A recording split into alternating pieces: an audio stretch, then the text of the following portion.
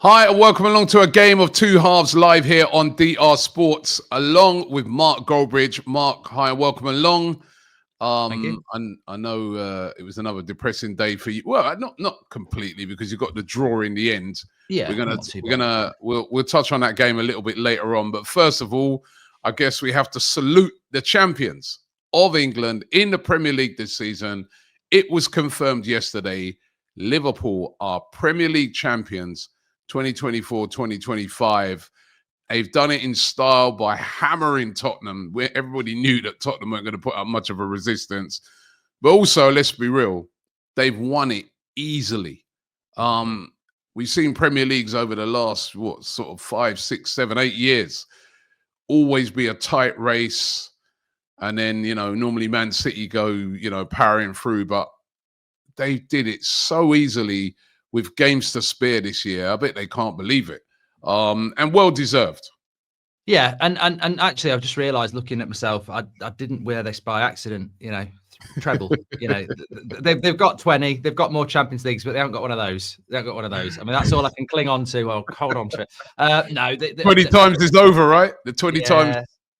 Look, on that, I don't want to make it about United. It's about Liverpool. But look, United have got themselves to blame on that. But in relation to Liverpool, I think we've spoken about it over the weeks. Arne Slot deserves a huge amount of praise, I think, to come in and take what Klopp was building and not really, just amazing, absolutely amazing. I heard somebody say yesterday that the fall off of Liverpool is actually a myth. Their last 16 games are the same as their first 16 games. So they've not really fell off. They lost to Fulham and they lost to Forest at the start of the season. Two losses.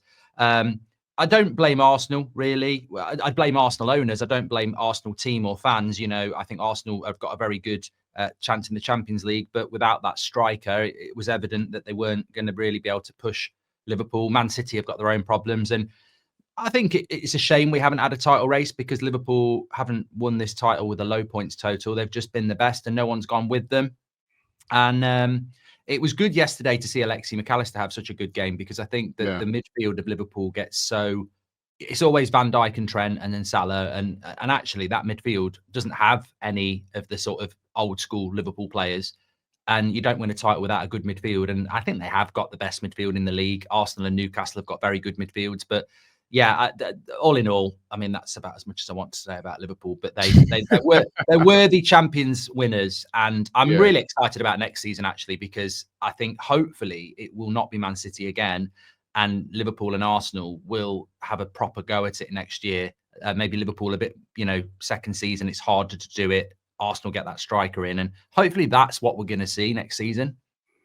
Well, hopefully. I mean, I still get really disappointed that Arsenal didn't have a go at it in January, didn't try to, strengthen. To me, they just the board handed the title to Liverpool in January when they made no effort to bring anybody in. However, that aside, Liverpool, even if we had brought people in, they could still possibly have won it, not as easily, but won it as well, because they've been brilliant. They've been brilliant. And like you said, that midfield of McAllister, Gravenberch, they've been brilliant all season. They've been brilliant as a team all season. We can't take anything away from them. You can point at factors and say the rest of the league didn't turn up. I mean, how bad have, your team United been? Normally, you wouldn't expect that. You wouldn't expect like Chelsea to be as bad, City to be as bad. Even Arsenal ain't been great. Like 13 draws. So, but that's not. I like to say you left Spurs out of that. Well, they're not in it. We would expect Spurs. 13 draws, not good enough, right? So, they're the deserved champions. They've done it early. As for Tottenham, by the way, 19 defeats now this season. 19. That is, it's incredible, the amount of defeats that they have had. I don't know how Ange Postecoglou survives, even if they win the Europa League. I've heard a lot of Tottenham fans saying they still want him gone. I know, I understand that, but I also think you are Tottenham. Like, if he wins the Europa League and gets you into the Champions League, all right, he's been in the Champions League, but if he wins you the Europa League, I get it, but it will still be, you've just sacked the guy that's won the best trophy and when was the last trophy they won that was as good as the Europa League? So, but then what's he going to? True, but then what's he going to do in the league next season? That's your bread and butter. Yeah. I agree. It's just, I know, look, it's a Spurs issue, and I think Spurs fans want him gone. But I just think it's so Spursy that they ultimately, the bottom line is you're sacking the guy that's won your best trophy in decades. But that's the situation they put themselves into. Yeah, And I thought it's it was a bit great. embarrassing yesterday the way he celebrated the first goal. Like, so early, you knew what was going to happen, but Yeah, I mean, they might Spurs. beat us in the Europa League final. So I've got to be careful what I say about Spurs if we get there. They have to win it. They have to win it, and of course, relegation settled as well because Ipswich got relegated over the weekend. They lost to Newcastle. Another player sent off in that game. Absolutely incredible. That's 2 in 2 weeks, right? When you're fighting against relegation, and we know now Southampton, Leicester, and Ipswich all down. All three of them lost over the weekend. All three of them poor all season. I think Spurs are very lucky that they've been as bad as they've been. I mean, like really, really poor showing from those three. And we got to hope that the ones that come up do better than they have. I don't see it though. I mean, look, I feel like I predicted it at the end of last season that the 3 teams up would go down, and 15 points I think Ipswich are from safety. I mean, that's over half the points they've got from safety. Yeah. And look at who's West Ham are the closest team to relegation at the moment. They've got the likes of Kudos, Jared Bowen, Alvarez. They've got and you look at the Ipswich and the Southampton and the Leicester squad. They haven't got the players to compete with this. And the Premier League have basically created a Super League where we don't have relegation anymore because people are going, oh, maybe Leeds can do it. And I'm looking at Leeds' squad and I'm going, it can't touch West Ham's squad. So they've got to look at the parachute payments or something, because I think we've just basically got a league that doesn't have relegation. And I mean, look, maybe Birmingham City, when they come up with a load of money, can do it. I think we won't always have 3 up, 3 down, but I think we're getting to the point now, unless you come up with a load of money and spend it wisely. Leeds have got a lot of money because now they've got these 49ers group that's taken over. Maybe they can they're promising to spend when they come. But it's like you said, it ain't just. I was chatting to a Leeds fan on Saturday, and he's pretty confident that they're going to stay up. Yeah, we've got money to spend. But I'm like, I sort of pointed out the same thing like what you said. Well, look at some of the teams that are struggling. Tottenham have spent a load of money and have got a lot of, they've got World Cup winners in their team, right? You've also we're down there where we deserve to be. United are we're down there. We deserve to be. United have spent loads of money. I mean, you're not going to outspend those teams, right? So, it's still a matter of survival for Leeds and Burnley when they come up. Because the teams in the Premier League are that good. Look at Crystal Palace, so we're going to go on to. Look at them. Look at some of the quality of players that they've got, like that front three of Mateta, Sarr, Eze. Yeah, that's as good as any. So that's what Leeds and these teams are going to be up against. And talking of that, we'll get to it on Friday when we get into your show. But that was one that I called. I was pretty confident that Palace were going to beat Villa. Yeah, they did. Yeah, and they did, and they beat them comprehensively in that semi-final, 3-0 drubbing. I could see that they've been saving it up for this game. Crystal Palace. Villa, in the meantime, have had a lot of tough games, Champions League quarterfinals. They had a tough game during the week against Man City. How good were Crystal Palace, Mark? Well, I saw them against Fulham in the quarterfinal, and I thought that would be a tough game at Craven Cottage, and exactly the same thing happened. I think they had 30% possession, but if you didn't watch the game, it wasn't like you can. And this is why I'm not a big fan of stats. You've got to watch a game, you've got to watch a player, because you look at those stats and you go, Villa should have won that. It could have been 6-0 to Palace. Like, yeah, they had 30% possession, but they were defensively superb. Midfield shielded and then moved the ball quickly to, like you say, that front three that are just so efficient on the break. And yeah, Villa had a lot of the ball and they had a lot of shots, but Palace could have won 6-0. They missed a penalty. Like, they missed 2 sitters as well. It was an absolutely tactical masterclass. And it just shows you that you can be quite an interesting team to watch without the ball. And I think that's what Glasner's done against Palace. I hope he can do it in the final. But, I mean, if you're Villa, it's horrible when you have a game like that and you walk out of it. And I've spoke to a few Villa fans and they're like, we can't have any complaints, just disappointed. And they absolutely got schooled on Saturday, didn't they? And Palace deserve to be in the final. I just hope they can do something against City, because We saw with Forest, they really struggled to do it. But the Palace system is good. It's a good system, and it's a dangerous system when they break. And once again, just going to that Man City game, once they got that early goal, it was curtains, weren't it? That game needed Forest to score first. They didn't, and then after that, it was just one-way traffic. And they had chances in the second half, didn't they? But you knew it wasn't going to be their day. But also, I think Forest fans moaning about their chances. Let's not forget, Sells made some big saves at the other end as well. So City, yeah, they've just found their form recently. I don't know what it is, but they're looking good at the moment. Thank God it's just the FA Cup they're going to win and nothing else. Ooh, you think they're going to win it? I think Palace have got a good shout for it. I mean, I don't know if Haaland will be back for that final. I think Palace have got a good shout to win that final, right? Because they're going to play in the same way. They're going to let City have the ball. And they've got a very potent attack and a lot of quality up there. That Ismaili Sarr is a very, very underrated player. They got a good shout. They got a good shout. I hope they do it. I mean, in my lifetime, so I suppose it's the same as yours. 90, lost to United. 2016, lost to United. So hopefully, third time lucky against City. But they've got a chance. But I'm just saying, I think City will be favourites, won't they? And it just feels like they're good. Yeah, I'd love to see Palace. Just running through some of the other scores. Chelsea, big win for them, beating Everton 1-0. Nicholas Jackson, they needed that. They needed that in this top four race. Brighton overcame West Ham by 3-2. As I said, Newcastle relegating Ipswich, but also very, very important win for them. Southampton, they were winning 1-0, but then Fulham came back to win it in the last minute 2-1. And Wolves, still impressive, 3-0 winners over Leicester City. And your game yesterday, Bournemouth won, Manchester United won. Now, Mark was watching the game. Fair play. Penalty. For that. That send it off for me. It was very, very harsh. I mean, did you not see the first one, though? Pardon? Did you not see the one in the first half that should have been a red? Which one was that one? I forget what his name was. It was on Garnacho in the first sort of. They scored straight after it, Bournemouth. Yeah.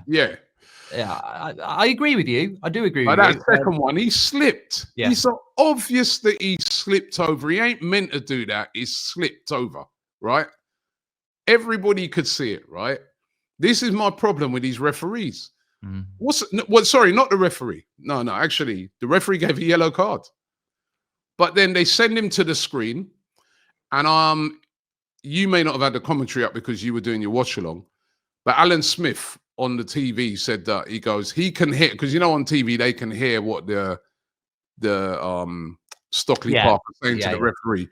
He said that at no time have they mentioned to him that the player slipped.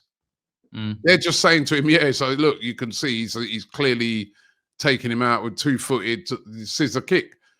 But he's not mentioned that he slipped. And this is where I look at the VAR when I see it in Europe. Yeah. And I think that they do it. I mean, you see things, they're not scared to say to a referee, you got it wrong. Well, actually, the referee hadn't got it wrong in this case. But then once he goes to the screen and they're saying to him, look, and they're not mentioning the slip and stuff like that, he's going to be thinking, all right, well, I guess I got it wrong. And I thought that was a poor decision. Not to say that United wouldn't have got the equaliser anyway, because they could very well have pushed it at the end. But I just felt that changed the game. And it was, again, for me, another poor VAR decision. What did you make of it? No, I completely agree. I haven't got a problem with what you said at all. And I think this sort of transcends being a United fan or an Arsenal fan, because we're here talking about general football. And I think people ruin these arguments by making it about who they support. Because if I was a Bournemouth fan or a United fan or an Arsenal fan or whatever, I think everyone should be on the same page. I thought the officiating in that game was ludicrous. I think it's bad enough when you see a potential red card tackle in an Arsenal game, and then the next day you see a Chelsea game and they give a red card, and you go, how is the same league doing that? But in the same bloody game with the same VAR, I felt that in the first half it was Tyler Adams on Garnacho. Yes, it wasn't as bad as Tarkowski, but he's definitely launched. He's off the ground. And he's launched into it. And I'm like, you know what?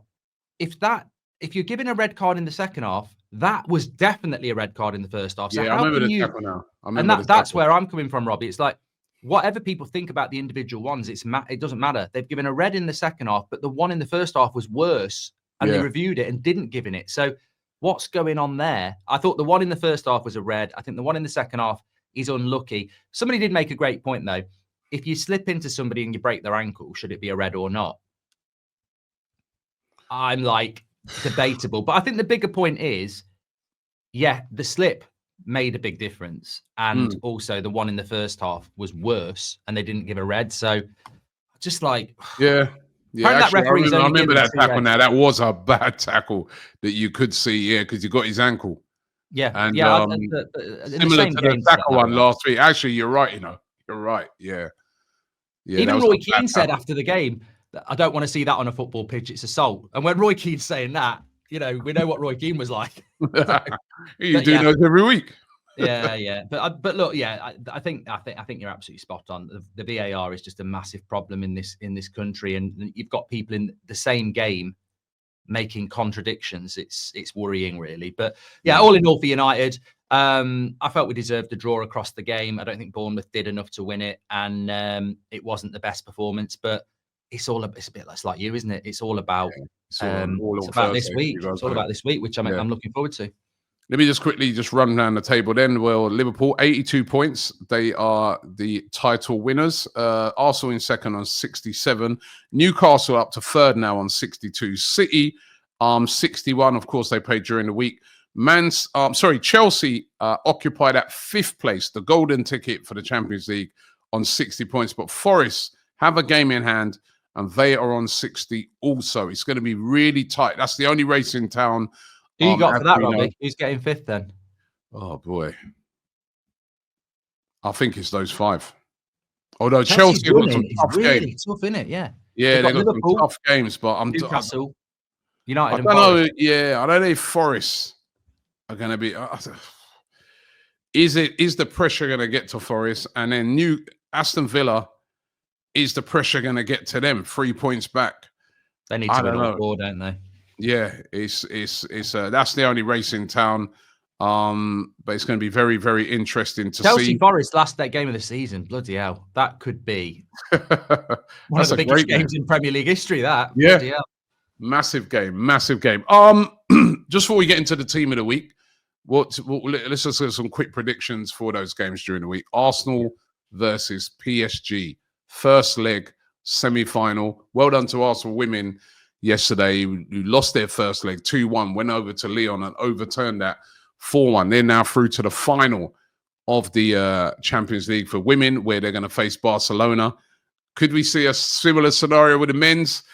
We have to wait and see. But Arsenal taking on PSG, a tough game, hard to call. I'll tell you what, that looks like it could be one of those things where Arsenal women and men in the final against Barcelona women and men. It's that sort of thing, isn't it? But I think Arsenal are slight favourites based on that last half an hour at Villa Park, where I saw the vulnerabilities of PSG, almost an inexperience there. But what I would say, having seen City and Liverpool at PSG, I think you've got to have a lead, because that can be a really. I don't think people give the PSG atmosphere enough credit. Like, I know they're a money club, but their fans are not a money club. They've got really good support there. So I think if I've been there before, man. That stadium's atmosphere is unreal, one of the best around. So that'll be exciting. But I think Arsenal have got a really good atmosphere at the Emirates now, especially in the last couple of years. I think you've got to take a 2-goal lead. If they take a 2-goal lead, I think Arsenal will do it. If it's 1-goal lead or a draw, it might be in PSG's favour. But I expect Arsenal to get at them tomorrow. And I wouldn't be surprised if it was like a 3-goal lead. I really think Arsenal are going to go for them tomorrow. If it's a 3-goal lead, boss, please. What about your game? Manchester United versus Athletic Bilbao. First legs away, Spain. right? Yeah, Spain. I don't know. They're a good team. Like, they're in the top 4 of La Liga. They're a good team. The final's going to get played there as well. So, talk about like themes. I'll be happy to take a draw and take it back to Old Trafford. But I'll tell you what, if we go through, I've always said this is not going to be comfortable. It's going to be red cards, penalties. There will be drama in it, but we've just got to stay alive in the first leg and then take it back to Old Trafford, really. Yeah, and then the other team, Spurs versus Bodo Glimt. What an easy game for them. I I mean, fair play. They beat Frankfurt. I didn't think they'd do that, but I don't. Unless we're disrespecting Glimt, I think that they're they beat Lazio. I mean, look, Spurs are Spurs, aren't they? But I think everybody would expect Spurs to get through. Yeah. Time for team of the week. Let's go. In goal, I had Sanchez of Chelsea. I thought he's brilliant in that game. I know he's much maligned, but he made some magnificent saves. There's one where he was diving in the other direction and then still pulled it off. I mean, he was very athletic. I actually think I looked at yours before, which is what we do every week, and then I have mine, and I actually agree with a lot of yours this week. But on this one, I disagree. I'd be interested to see what the chat think, because I actually think Dean Henderson for Palace made some amazing saves in a really big game. But it's one of those. I mean, I definitely would go Henderson, and I know Sanchez had a good game as well. So, I mean, look, put Sanchez in, but I do think Dean Henderson was. Chat, was very, you can very change good. it if you want. Right, what's your back four? I agree with you about Belieber and Alt-Nouri. I agree with those. Who did you have at right back and centre back? Belieber. No, I went Richards, Palace, right back. Lacroix. Sorry, Alt-Nouri of Wolves as left back. I thought he had a good game. And then the centre backs, Gavardio and Lacroix. I thought Belieber played at centre back for Brighton at the weekend. Maybe I've got that wrong. I didn't have him. Trippier, right back, 2 assists. Trippier played well, yeah. That's the only one I've got different then. Yeah, they're playing against Leicester. I mean, Ipswich, sorry. Yeah, but you got Alt-Nouri, who's playing against Leicester. Yeah, but I don't know, man. Like, who have you got at right back? I've got Richards, right back, Palace. Alt-Nouri, left back. Really, come on. He's a right centre back, but he's playing the right hand side. All right, were you going to go Trippier? Yeah, I'm not even a big fan of Trippier, but I think 2 assists is good. All right, we go Trippier. Alt-Nouri, Gavardio, Lacroix. Yeah. On midfield, 3, I went for McAllister. Yeah. Adam Wharton, Palace, thought he's brilliant. And Kovacic, who also had a good game for City. I agree on Wharton and McAllister, and I don't really want to put Kovacic in there, but I thought the first 20 minutes, the tempo was dictated to predominantly by him in the midfield. And, people talk about De Bruyne, but again, it's like Gundogan at the end of that season where they won the title. Like Kovacic and De Bruyne have just really turned up over the last few weeks. And yeah, I agree. I think Kovacic was very good yesterday. All right, your front 3? I've got Salah. Sarr, and 100%. I can't believe you've not put him in. I think you're just being bitter because he's not signing for you. Kunya, 100%. Only because he's signing for you. And he's have you not 2 assists and a goal? Nah, man. Ismaili Sarr, 2 goals and an assist as well. Yeah, I've got him. I've got Salah, Sarr, and Cunha. So tell the chat. Who are you leaving Cunha out for? I'm leaving Cunha out for Eze. Oh, hit and hope. Brilliant goal, right? To get Palace underway, the all-important goal. Definitely, listen, Wolves are safe. That was just a little stroll around against Leicester. You just called it. You said Leicester. He's trying to get him in because he thinks he's coming in. This chat will know. This is no. If he was signing for Arsenal, he'd be like, I'm telling you now. No. Star of the week. Cunha. No. Eze, Sarr, Salah. People, let us know in the chat if Cunha or Eze. Come on. Right? I don't bring your minions to try and persuade people as well, right? I will. Give me the link. Right? Eze was brilliant, man. He is good. But I just think, like, in the Premier League, if you're going to put in Alt-Nouri, and it was Leicester, but it's Wolves. Wolves aren't, Wolves are in good form. Yeah, but look, you didn't think Palace would beat Villa, did you? And look at that huge goal that he scored. I think it was a good goal, but I would have scored it.